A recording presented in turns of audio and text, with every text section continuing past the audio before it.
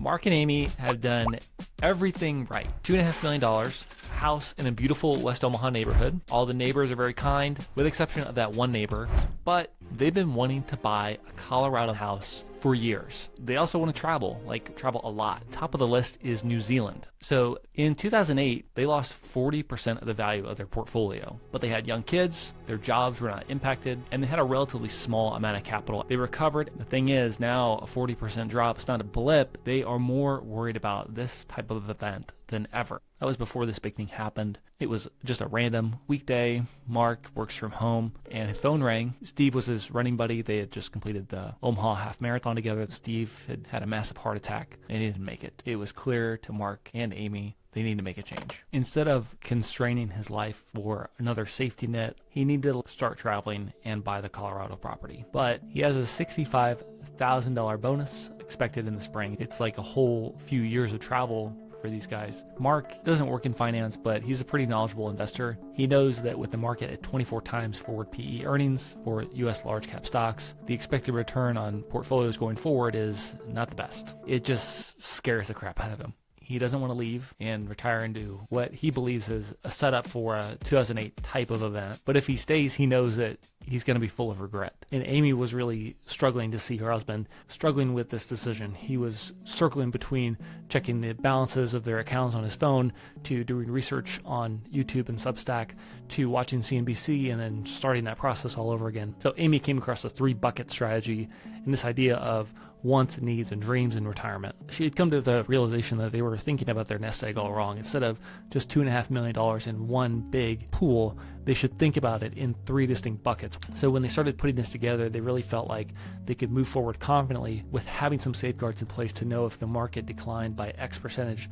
they could cut back on certain things, and that would still allow their core expenses to be intact so they wouldn't have to worry about compromising on their standard of living that they've grown accustomed to over the years. So for the first time since they got word of Steve, Mark had felt this excitement again, and he was looking forward to the future as opposed to this dread that he was facing before. He wasn't going to completely go off the deep end and just forego the $65K. The notice was in that at the end of the spring season, he was done and going to be out of there. And they also put the entire New Zealand trip on their credit card. That was the largest charge they'd ever had on that card, but they're scheduled to go in September. They also scheduled a consultation with the architect in Colorado who they wanted to use to build the property. So the whole family noticed the shift in energy around the house, the kids taking notice, and just a feeling of lightness in the air really among the family has been palpable and something that they didn't really expect. While Mark is still refreshing his Fidelity app at least once a day, he's not dreading it. He's thinking about that $65,000 going to that dream bucket and really excited about what the future has to hold. So 2 weeks in to this plan, the market dropped 7%. Mark's phone lit up with alerts. Fidelity app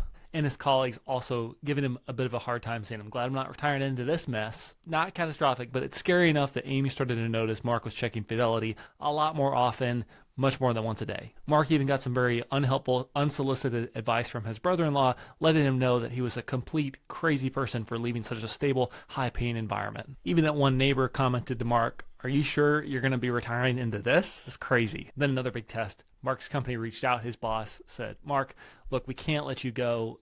Would you work for us on a consulting basis? We'll pay you 75% of what you're making right now, but a little bit more flexibility and you have a little bit more autonomy.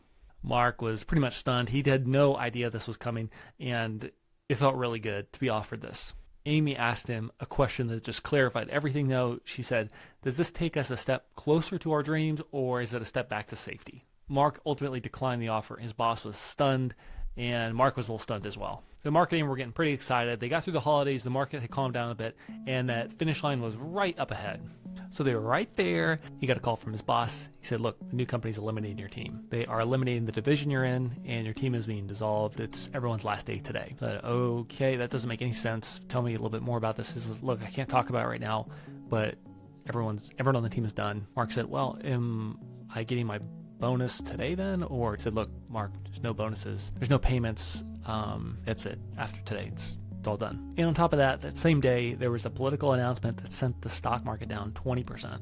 Mark and Amy's portfolio wasn't invested 100% in stocks, but they were still down about $250,000. After the weekend, he told Amy, he said, look, we have got to call the contractor in Colorado and cancel this project. Amy said, we could do that, but we would lose a $100,000 deposit that we already put with them. So Mark had started the week just full of excitement, and ended the week down about 400 grand. Mark wasn't really eating that well or sleeping that well. They had to go back to their plan and really do a deep dive and see, is this going to work or not? All the numbers still checked out on the wants, needs, and dreams bucket. If the market keeps declining, they're going to have to cut some expenses, delay some car purchases, downgrade from business class, but still, according to their numbers, everything is still on track. Seemed kind of hard to believe, though. They gritted their teeth and just did not call the Colorado property manager to cancel the project.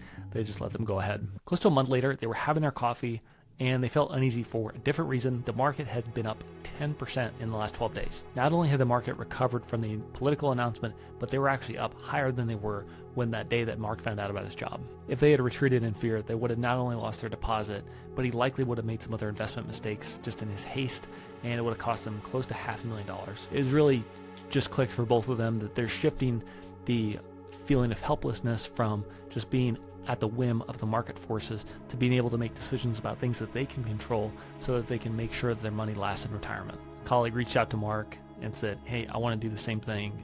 Tell me what you did. I need to figure this out for myself. So this is exactly what I help clients with. If you want to see the rest of my process, go ahead and click the video here, and I hope you're having a good day.